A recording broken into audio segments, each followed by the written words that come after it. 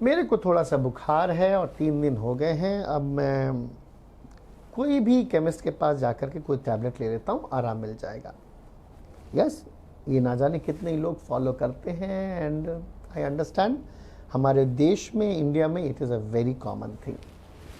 3 दिन के बुखार में क्या हमको इन्वेस्टिगेशंस कराना है और बुखार के कारण क्या क्या हैं, और बुखार अगर है तो वो सीरियस है कि उसको लाइट ले लें।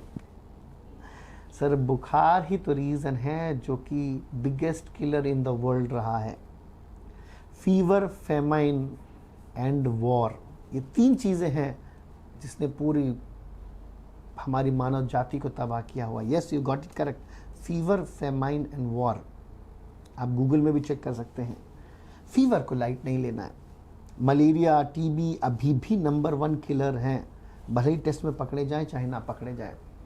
अगर आपको डायबिटीज़ है, HIV है या कैंसर है या आपका स्मोकिंग अल्कोहल की आदत है, तो 1-2 दिन के भी बुखार को लाइट नहीं लेना है।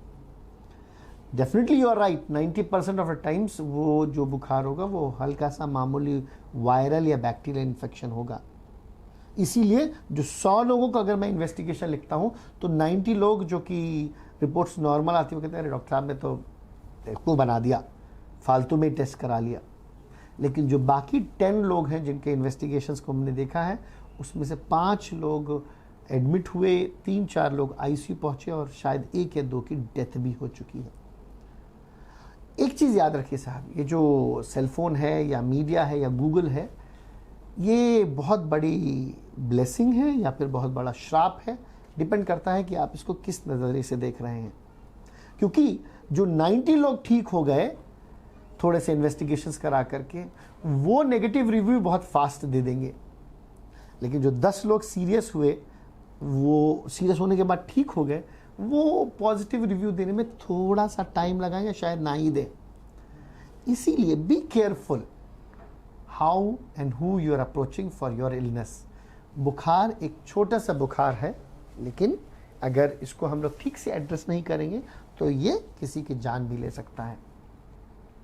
एक वो डॉक्टर अच्छा नहीं है जो आपको बहुत कॉस्टली ट्रीटमेंट लिख रहा है या बहुत अनकंफर्टेबल सा नाम लिख रहा है जो शायद आप पढ़ भी ना पाए, और उसी करके आप इन्वेस्टिगेशंस को भुला करके कॉम्प्लेक्स नेम में कंफ्यूज हो जाते हैं।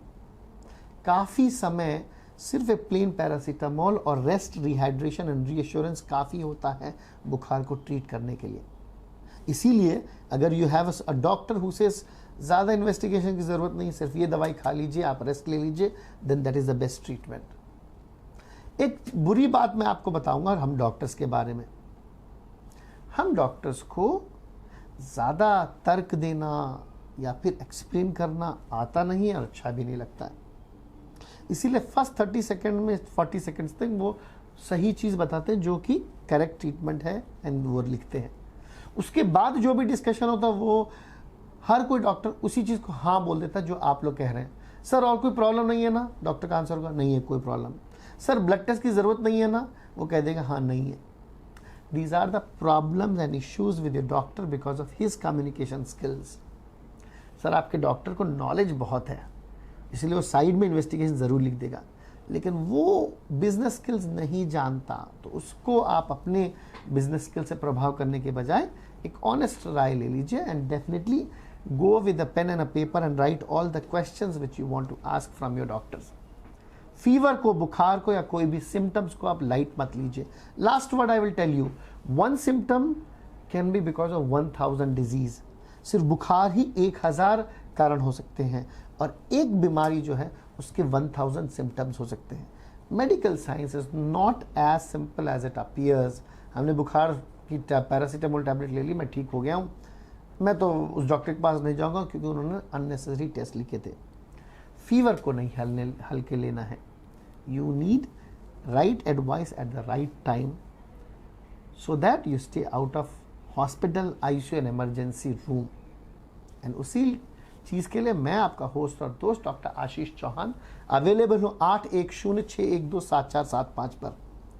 इन्वेस्टिगेशन ज़रूरी है, जहाँ आपको ठीक लगे वहाँ करवाइए। 5 साल पहले एक हस्बैंड वाइफ और 2 बच्चियों के फादर, 4 लोग आए थे हैदराबाद घूमने के लिए एक बहुत बड़ी कंपनी में काम कर रहे थे और उन्होंने कहा सर हम लोग यहाँ घूमने के लिए आए हैं लेकिन मैं एक नॉर्मल सा पैकेज टेस्ट करा लेता हूँ, जनरल हेल्थ चेकअप।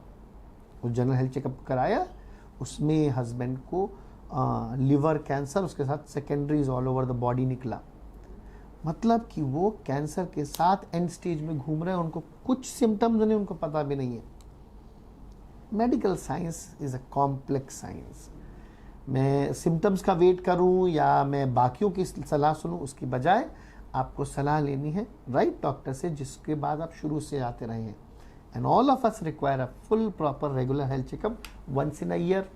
जहाँ पे भी आपको पसंद है वहाँ ज़रूर कराइए and healthy happy and smiling रहिए, बिकॉज आप खुश रहेंगे तभी तो आप जाकर के वोट दे पाएंगे और आपका वोट हमारे देश के लिए बहुत ज़रूरी है।